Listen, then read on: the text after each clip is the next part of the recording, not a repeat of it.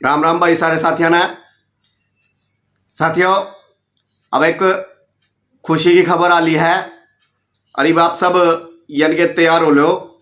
जो group D वाले थे, जो वेटिंग वाले थे ग्रुप डी के, और दूसरा भाई जो टीजीटी वाले थे, और जो यानी कि पुलिस की भर्ती वाले थे, और भाई जो 56 वाले ग्रुप वाले थे। तो भाई भी इन सारे के वास्ते एक खुशखबरी है। क्योंकि पता क्या है, आप सबने पता था कि ये भी क्योंकि जो लोकसभा का इलेक्शन चल रहा है और यानी कि 5वें चरण का मतदान होएगा, और फिर उसके बाद लगभग यानी कि 1 तारीख के बाद लास्ट है, फिर उसके बाद फिर रिजल्ट है, रिजल्ट के बाद फिर यानी कहने का मतलब हरियाणा सरकार यानी कि एक्शन मोड में आली है। और इब ने यानी कि बड़ी जल्दबाजी कर दी। यानी कि कहने का मतलब उनका यह है कि वो जल्दी में रहेंगे कि जितनी भी यहाँ भर्तियाँ रुक रही हैं ना, पूरा करने के चक्कर में। क्योंकि ये जो लोकसभा का इलेक्शन है ना साथियों, इस लोकसभा के इलेक्शन में इब सरकार ने एक किस्म का विरोध भी देखने मिल रहा है, और थोड़ा बहुत नुकसान भी इन्हें दिखने लग रहा है। तो इब यहाँ विधानसभा में अच्छा रिजल्ट प्राप्त करने खातर तो इब ये जो भर्तियां रुक रही थी ना, इन भर्तियां ने जल्दी पूरा करेंगे। और जो युवा साथी नाराज हो रहे हैं, इन्हें खुश करने का पूरी कोशिश करेगी सरकार। तो भाई यह आप खातर बड़ी खुशखबरी आली है, और वाकई है। आप भी स्क्रीन के ऊपर देखो और पढ़ो।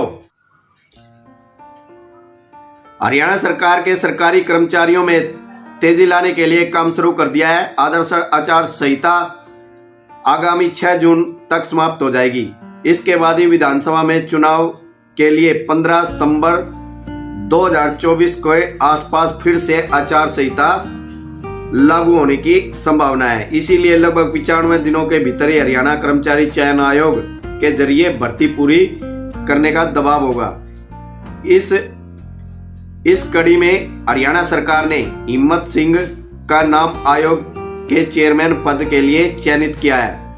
इसकी नियुक्ति के लिए भारत निर्वाचन आयोग से अनुमति मांगी गई है। हिम्मत सिंह मूल रूप से रोड जाति से संबंध रखते हैं और कैथल जिला के निवासी भी हैं, और इस समय हरियाणा के एडिशनल एडवोकेट जनरल पद पर तैनात हैं। वे पूर्व मुख्यमंत्री मनोहर लाल के काफी नजदीक है, और आयोग ने जैसे ही अनुमति मिलेगी और उनकी आधिकारिक नियुक्ति की जाएगी।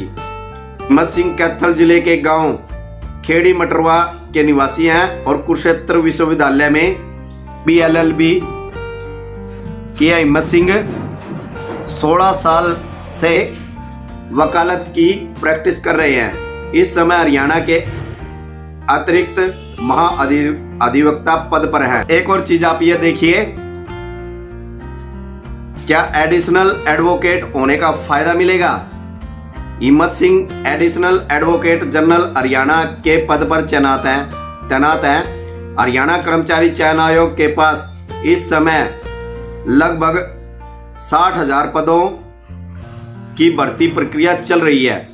इसमें से कुछ पदों पर रिजल्ट हालांकि घोषित हो चुके हैं, मगर ये रिजल्ट अभी अंतरिम है।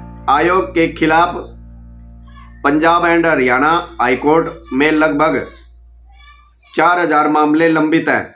हाईकोर्ट में एडवोकेट जनरल कार्यालय में तैनात एडिशनल डिप्टी और असिस्टेंट एडवोकेट जनरल केस लड़ते हैं।